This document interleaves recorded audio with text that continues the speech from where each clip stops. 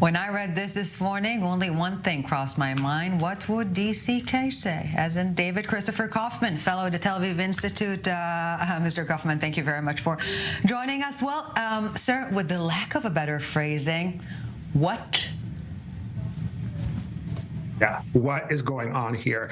I mean, this would actually be funny if it wasn't so dangerous and really quite sad. I mean, it's sort of a testament to everything that's going wrong and has gone wrong in the United States over the last 20 or 30 years. One follow-up you've been talking about is the growing divide between Black and Jewish Americans. As someone who is, both African American and Jewish, this is something I've paid attention to very closely my whole life.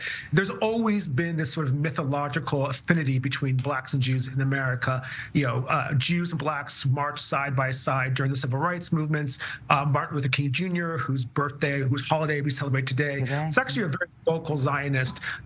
So there's always been this affinity, but I've always contended that it was very tenuous and lacked a lot of support, because fundamentally there's huge and vast differences between African Americans and Jewish Americans, and it's always been like that.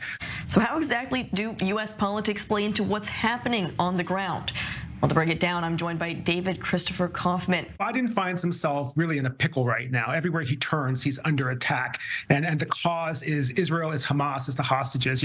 He needs to show that he has remained strong, that he remains in control of this narrative, that he's focused on a retaliatory action against Iran, that he's focused on ending or at least reducing the conflict in Gaza, but also that he's focused on Israel and the very real needs of Israel and the need to return the hostages. So many who chanted won't even be able to tell you what river and what sea they're referring to. So is it brainwashing, ignorance, or just blatant anti-Semitism that many students who stand behind it are calling literally for the total elimination of the state of Israel?